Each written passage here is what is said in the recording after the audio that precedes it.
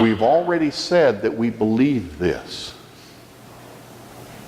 This tells us that when we sin, it takes a blood offering to bring forgiveness.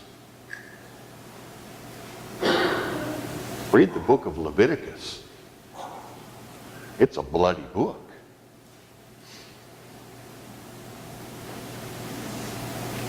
Are you willing?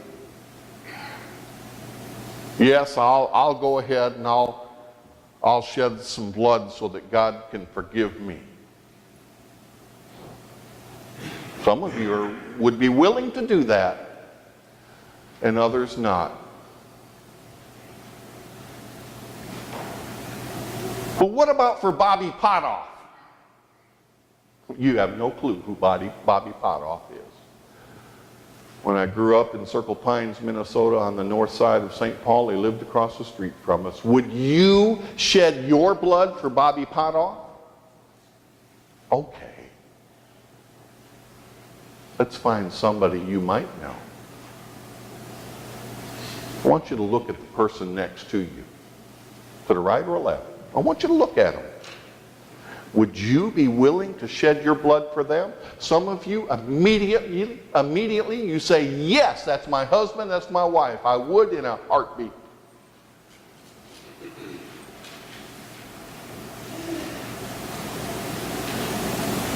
But what about the person behind you? Or what about the person that's not even here? Your next door neighbor. Jesus shed his blood for them. Why? Because he chose to forgive even before the beginning of time. Forgive of what? We make mistakes. Yes, we do. Sometimes we sin by mistake. Sometimes we sin intentionally. Is there a difference in the way that God forgives? No. Because his blood is sufficient for all mankind. His blood is sufficient for all time. His blood is sufficient for every sin.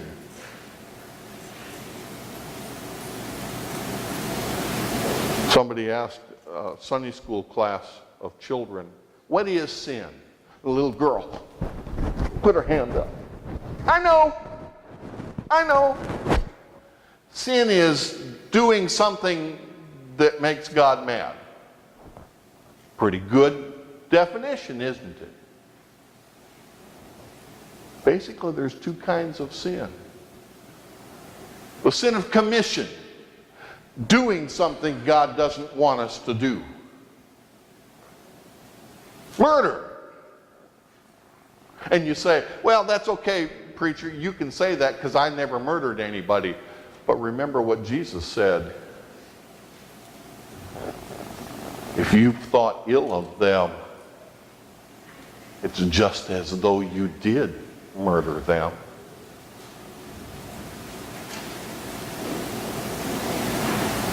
Theft. That's okay, I've never stolen. What about from work? What about a pencil? Then there's the sin of omission. Not doing what God wants you to do. I'm going to confess to you that I have not read from this book every day of my life since I became a Christian. There's days I've missed. He wants me to. I will tell you, I've read it through cover to cover. I did that twice the first year I accepted Christ. First time I started with the book of Job. The second time I started with the book of Genesis. But I read Old and New Testament twice the first year. You know that you can stand in 15-minute segments and read out loud the Bible, and in 48 hours you can read the entire thing from Genesis to Revelation. We've done it. Not 48, 36 hours. I'm sorry. In 36 hours. We were doing that, and about 3 o'clock in the morning I came up to church to check on what was happening, and there was a woman standing in the pulpit, had the microphone on so that she could read, okay? And she's reading like this.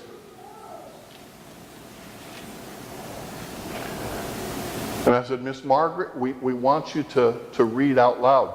Hush up, Brother Culp, I'm in the bagats. But you can read the Bible from cover to cover in 36 hours. We don't always do it. When's the last time you prayed for somebody? He wants you to pray for somebody. Yes, I pray for people who are sick. He wants you to pray for people who are sick. Yes, I've prayed for people that are out of work. Yes, He wants you to pray for people out of work.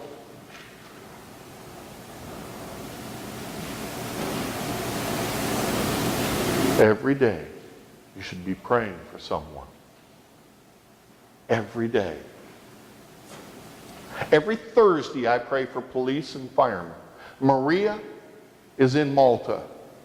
I don't even know if she's the lone police officer anymore in the village of Gargour, but every Thursday, I still pray for Maria.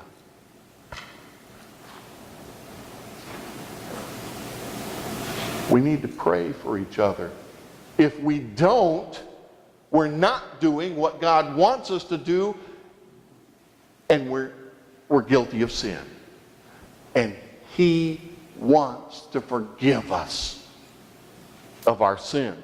How does He forgive us? A verse that many of you are very familiar with, 1 John 1:7. If we confess our sin, He is faithful and just to forgive us our sin and to cleanse us from all unrighteousness. Not just some of it, but all of it. That's why He died on the cross. That's why He chose to forgive. So who do you want to trust?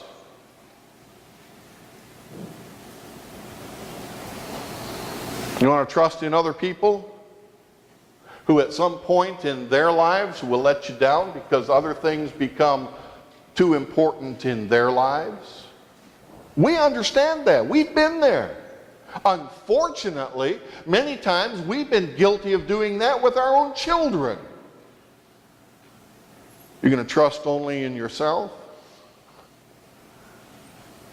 And let's face it, we've not always been faithful. Or are we going to trust in God, who has proved Himself time and time again, proved Himself to be trustworthy through the centuries? He doesn't have to forgive your sin, but He chooses to because He loves you. This is a conscious decision on His part. That ought to get us excited, to know that we've been forgiven. He promises to give us forgiveness. He promises to give us life. He promises to give us a reason to live that life. This morning you may be here and wish you had some of that. You can. We're going to sing in just a moment a hymn of invitation, hymn number 402. You may want to come and to kneel here. You may want to come and pray. If someone comes to pray, you may even feel led to come and pray with them. It's okay. And if you're in the middle of the pew, they'll let you out. But you come as we stand and as we sing hymn 402. What's the name of it? Lord, I want to be a Christian. Would you come right now?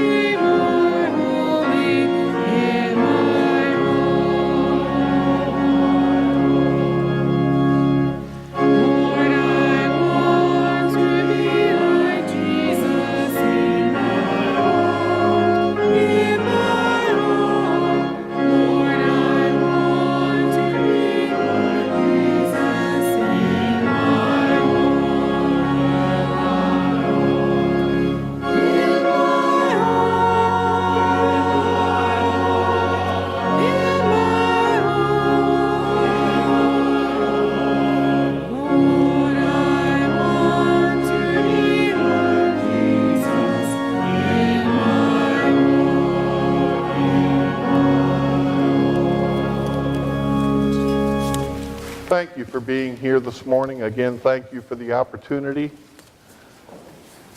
This week, as you go about your lives, at work, at home, in the store, driving down the road, have a time, have many times with God. In confession, in asking for forgiveness, and in celebrating forgiveness. And if God has blessed you, and this is our blessing for the day, as God has blessed you today and each day this week, be a blessing in someone else's life. God bless you.